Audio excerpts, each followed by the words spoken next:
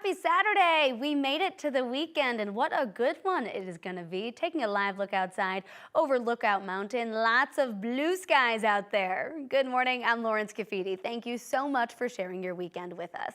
Let's send it on over to Carly Cassidy. Here we're a couple hours into winter officially, but I'm not sure when we're actually going to see that winter. Right, and it's going to be a little bit too. Even over the next week, your holiday week, we are still staying above average. We're supposed to be in the mid-40s for this time of the year.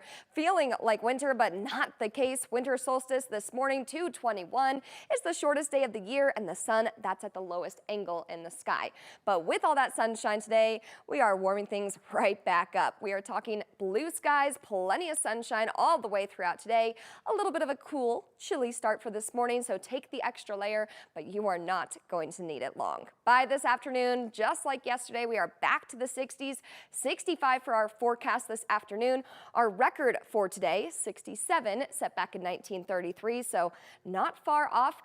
Don't think we're going to touch it, but we definitely are coming close. Even all the way across the state, get outside, enjoy all the warmth, 40s, 50s, 60s for most of us. And we will continue this through tomorrow, so warm weekend all the way around.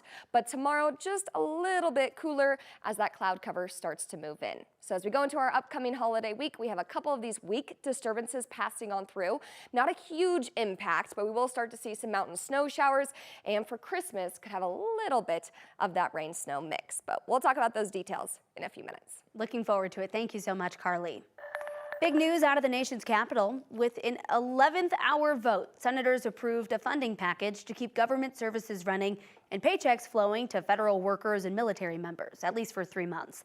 The Senate approved a slimmed-down temporary government spending plan early Saturday morning. It passed after President-elect Donald Trump torpedoed a bipartisan agreement struck earlier in the week.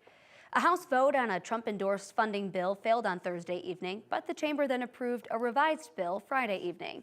The legislation funds the government through March 14th. That sets up another spending showdown in the early days of the Trump administration. New overnight, a man is in police custody in Boulder after someone was stabbed. Boulder police say officers got the call just after 8:30 last night. They say it happened near 9th and Arapahoe. That's by the Boulder Public Library. When officers got there, they found a man with multiple stab wounds. He was taken to the hospital with life-threatening injuries. We don't know how he's doing this morning. Police say they were able to figure out who the suspect was quickly. They arrested him near the scene. Denver police say they arrested a third person in connection to the shooting that hurt a former Denver Bronco, Josh Reynolds. He was a wide receiver. The man named Daniel Olivares is now in custody. The shooting happened on October 18th on I-25. Reynolds and some friends were followed home from a strip club in Glendale. Investigators say someone in one of those cars opened fire, hurting Reynolds. Police already arrested 2 others for attempted murder. Aurora's police chief confirmed investigators believe a Venezuelan gang was behind an attack at the Edge at Lowry Apartments on Monday night. I will say without question, in my opinion, this is TDA activity. Police say they're in the process of bringing charges against 11 people after they believe the group targeted a couple and tied them up, all because the woman took a video of a fight at the apartment complex. ICE is holding 8 of them and 3 others are wanted. Police say one of the suspects also happened to be one of 6 men seen in this viral video from August. You can see 6 men with guns knocking on doors at the complex. With the latest arrest, 4 of the 6 are now in custody. The TDA is so challenging because there is very limited information about them. There is very limited, if any, self-identification. When you look at these photos, again, they're not dressed in any particular way. This isn't like we're going back to the 1980s where you used to see gangs dress in very specific attire or stand in a very specific way or act in a very specific way. The city has repeatedly said that particular apartment complex is a criminal nuisance.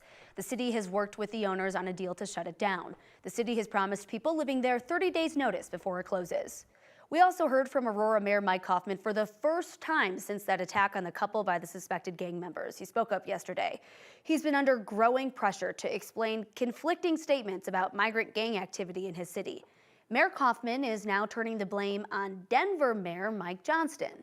Kaufman is accusing the city of Denver of secretly moving migrants into Aurora using nonprofits. He did not provide evidence to support his claim. Those nonprofits have said they placed migrants wherever they could find available and affordable housing. Kaufman says Denver won't give any information on the city's involvement with the nonprofits' placements, so Aurora is filing an open records request, looking for evidence to support Mayor Kaufman's claim that Mayor Johnston's administration somehow directed migrants into Aurora. He had the legal right to do it, but I thought it was gutless politically not to let us know. And I think it not only hurt us, it hurt the very people that were moved over here. So it's unfair to them. It's a form of human dumping and unfair to our city, what the mayor did. Johnston says the city of Denver did not place migrants in Aurora. In world news, emergency responders rushed to a popular Christmas market in Germany after a car drove through a crowd of people. At least 5 people are dead and more than 200 people were hurt. It happened Friday. Authorities have a suspect in custody in connection to this deadly crash. Officials describe the suspect as a 50-year-old man from Saudi Arabia. Authorities believe the man acted alone. No word yet on a motive. The search for missing Malaysia Airlines flight MH370 continues. According to the nation's transport minister, Malaysia has agreed to resume the search for the wreckage of the missing flight. It comes more than 10 years after it disappeared in one of the world's greatest aviation mysteries. The flight carried 227 passengers and 12 crew, and it vanished en route on March 8th, 2014. The last search for the Malaysia Airlines plane ended in 2018. Making national headlines, another round of student debt relief. President Biden released a statement Friday saying his administration has canceled $4.28 billion in student debt for about 55,000 public service workers. Those workers include teachers, nurses, service members, law enforcement, and other public service workers. The relief is a result of fixes the U.S. Department of Education made on the once troubled Public Service Loan Forgiveness Program. To date, the Biden administration has approved student debt relief for nearly 5 million people. The grand total adds up to almost $180 billion. Washington, D.C. could soon take control of the land around Robert F. Kennedy Stadium. The Senate unanimously passed a bill in the early morning hours Saturday to transfer control of the land from the federal government to D.C. The stadium was once home of the NFL's Washington Commanders, but for the last 27 years, they've played at Northwest Stadium in Landover, Maryland. If President Biden signs this into law, the bill could pave the way for the stadium to be redeveloped and the Commanders could return. The measure was originally included in the funding package brought by House Speaker Mike Johnson on Wednesday. It was not included in the final version of the funding package, which passed after midnight on Saturday.